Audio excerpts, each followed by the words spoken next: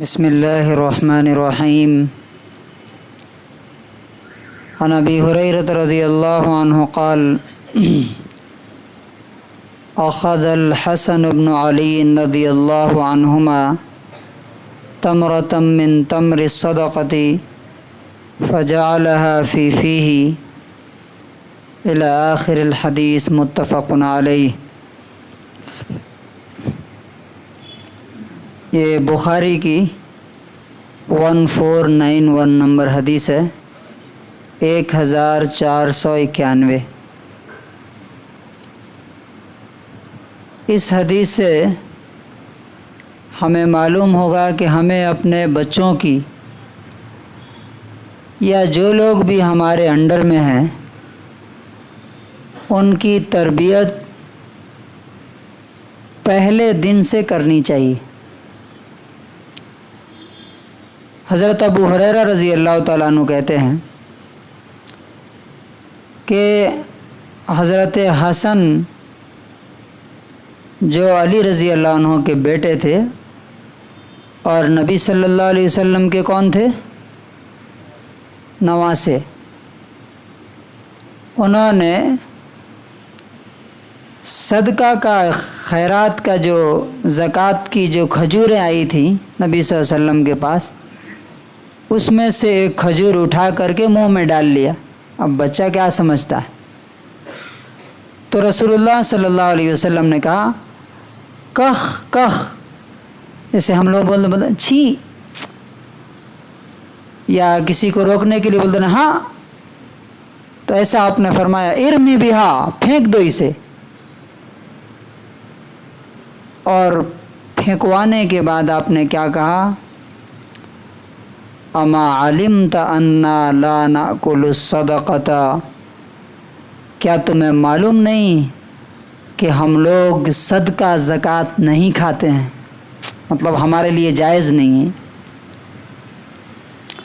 اس حدیث سے ہمیں کیا سبق ملتا ہے، ہمیں کیا سیکھنا چاہیے؟ ہمارے ہاں کیا ہوتا ہے، اس کے اپوزٹ، بچہ اگر گالی دے رہا ہے تو سن کے ہنس رہے ہیں، بچہ گانا گا رہا ہے تو سن کے ہنس رہے ہیں، ڈانس کر رہا ہے تو سن کے ہنس رہے ہیں، اور اگر کوئی چیز باہر سے اٹھا کے لایا، پیسہ لے کے آیا یا کوئی سامان کیا ابھی بچہ ہے۔ اب وہ بچہ جب ان برائیوں کے ساتھ بڑا ہوتا ہے اور جب وہی گالیاں جو دوسروں کو دیتا تھا ماں باپ کو دینا شروع کرتا ہے، بھائی بہنوں کو دینا شروع کرتا ہے، تو ان کے کان کھڑے ہو جاتے، لیکن وہ وقت گزر چکا ہوتا ہے۔ رسول اللہ صلی اللہ علیہ وسلم یہ بتا رہے ہیں، اور یہ بالکل انسانی سائیکالوجی اور فطرت جو لوگ بھی جانتے ہیں ان کو معلوم ہے۔ انسان کی مثال ایک بچے کی مثال ایک پودے کی طرح ہے، اور بڑے انسان کی مثال ایک درخت کی ہے۔ فار ایگزامپل، آپ نے کوئی پلانٹ لگایا، پودا لگایا، اگر وہ ٹیڑھا ہے تو آپ آسانی سے اسے ایک لکڑی کے ذریعے سے کیا کریں گے؟ سیدھا کر دیں گے تو وہ سیدھا ہو جائے گا، اوپر جائے گا۔ لیکن آپ بول رہے ہیں اچھا ابھی تو پودا ہے، جھاڑ بن جائے گا، درخت ہو جائے گا، تب ہم اس کو کیا کریں گے؟ سیدھا کریں گے۔ تو 2 سال کے بعد جب وہ جھاڑ بنے گا تو آپ اسے ہلا نہیں سکتے، سیدھا کرنا تو بہت دور کی بات ہے۔ یہیں سے ہماری غلطی ہوتی ہے۔